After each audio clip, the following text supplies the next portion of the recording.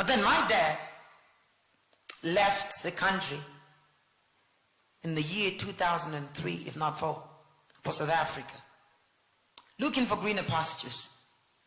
He went there, and the day my dad left for South Africa, I did not know he was going to South Africa. Because the way he was dressed, for me, I thought he might be going maybe to the town or to the market. My dad left, and he left these words to me. Son, you know what a cat is? I say, yeah, I know what a cat is. You know what a rat is? I say, I know what a rat is. You know, if you have a cat in the house, rats just run away. I say, I know. And he said, I'm the big cat here. I protect this house. So I'm going to be gone for some days, and I'm leaving you as a small cat. When the small cat just meows, the rats run away. So that's your job, just meow around the house.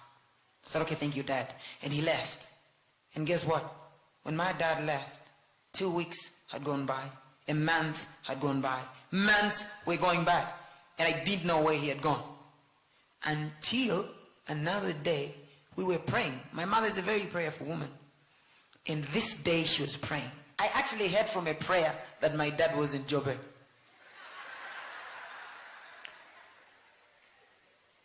Baba tikutamandani tikukwezana. Samalina ni moyo wa Symon Namadingo. Amine ali ku Johannesburg.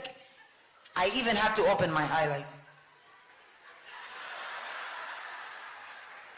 that man made it that far. And then it was an announcement that my dad was in Johannesburg. It was up to me to spread it around the community that Symon was in Joburg. The day they told us Symon is coming, we did not sleep. I have 2 siblings, Tina and His Majesty. We did not sleep. We were waiting for Symon. Because in my mind, I had seen fathers who come from South Africa with full loaded vehicles of second-hand mattresses, bicycles, you know, name it, lots of things. But now listen to this.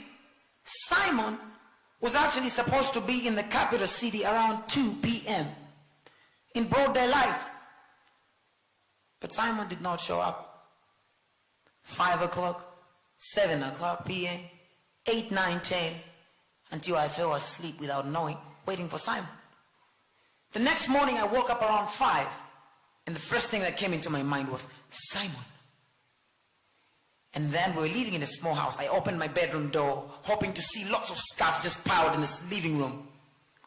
But the living room just looked exactly the way I had left it last night. But there was one thing that was significant about the living room that showed me that Symon was in town. There was a small BMX bicycle that was not for my age in the middle of the living room. I knew it was for my younger brother, the last born. So I quickly dashed outside thinking maybe the biggest boxes are just outside. And there was nothing outside. And then I was eagerly waiting to see Symon and hear the explanation he's going to give me why he came home just with a BMX bicycle.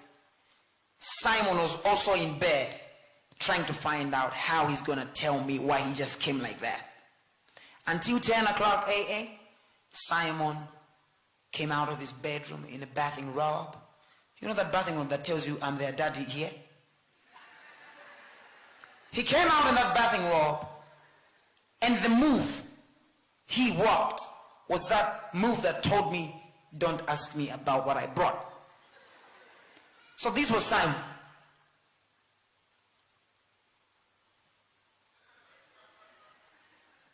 Around the living room. He looks at me, he hugs me, and then he deepens his hand into the big pocket of the bathing robe. And in my heart I felt, thank you, Symon. That must be my present now. Symon pulls out a Motorola V3. Flap, flip. And then he stretches his hand towards me. And I'm waiting for the words, son, here's your phone. But guess what Symon says to me? Patience. Ulendo unaliwa utari. Tabeza kansalu ukupute fumbiri buna bwina. And now listen to me. Guess what? I cannot see any dust visible on the phone. But still more because Symon is my dad, I would take this phone to my bedroom. I took the phone to my bedroom, and I swear this is a confession to you all that I've never met. I never cleaned the phone. And I went back to give it to him, and he said, squeaky clean. Symon came from Balaka, Kapalamura village. And Symon told us to say he was going to Balaka just to see the people, and he was going to return the same day. He went, and on his return he gave us a call. And he told my mother, Stella, can you please ask Patience and Paul? Paul was one of the guys we were staying with, a very good friend, a prayer of a man. Tell them I'm going to digire bamasho bamaopia. And this was around 7 p.m. So we went, I and Paul. Tafika bamash, it's so dark, and we're also afraid. And what did we decide to do? We decided to call a friend to come out. His name was Joe Baptist. Joe Baptist, the Baptist name coming from, his father was a pastor in Baptist. So Baptist Joe, we decided to call him to come out. So he came out shirtless. He just came in pants. So he comes there and he's like, what are you guys doing here? I said, well, I'm waiting for my dad. Ah, okay, no, let's chill. Let's wait for him. But my dad is expecting 2 people, not 3. So my dad comes off the bus. He crosses the road and he sees 3 men walking towards him. What does my dad do because the bus has now left? He thinks, let me trick them. And my dad says in a high voice, ah! We hear him. He makes a U-turn. He starts walking towards Fo's estate. But we're living in Biwi. And I'm thinking, maybe something very important has been forgotten in the bus. So I tell my friends, let's help him run for the bus.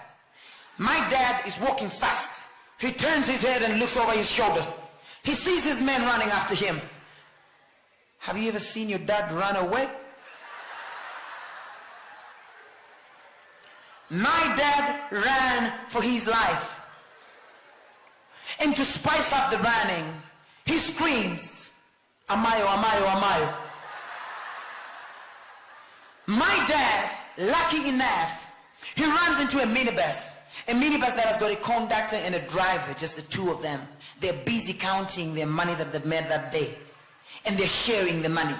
And my dad just jumps into the minibus and tells them, Akuba, Akuba, Akuba, let's go, let's go, let's go.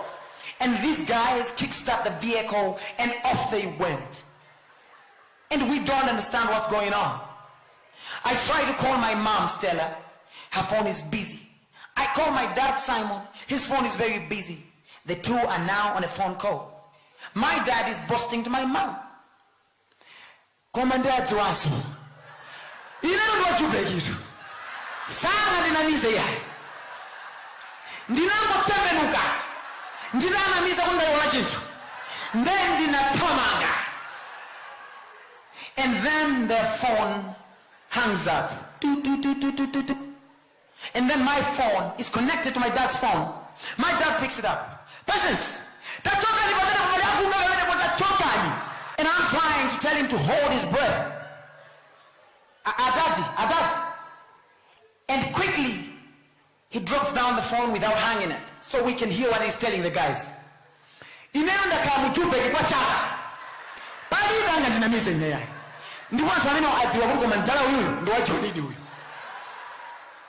But then he looks at his phone call and he sees it's still going on. And he goes like, Patience,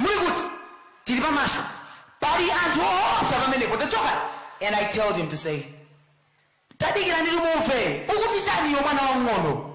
and I tell him,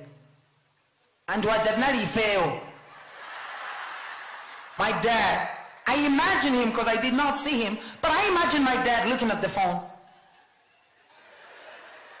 And he puts it back against his ear and he say, Munani nuyo? And I say, Nani neo, po ndi Joe. Joe ndi nzatu. Moti sana pole maayatu. Nde Joe yane neo yo. Ndikube. My dad hangs up the phone. My dad hangs up the phone. And within a few minutes, we see him walking down from Falls to where we're standing. My dad reached there in silence. And at that time, we had started picking the Irish potato that he had bought on Sangano that was scattered all over the floor. So we picked the Irish potatoes in silence. And we walked home in silence. But when we reached the gates of our home, that's when he said the most important words that night. By the gate, thinking we'll enter the house in silence, my dad said, Zimeneza chirikazi.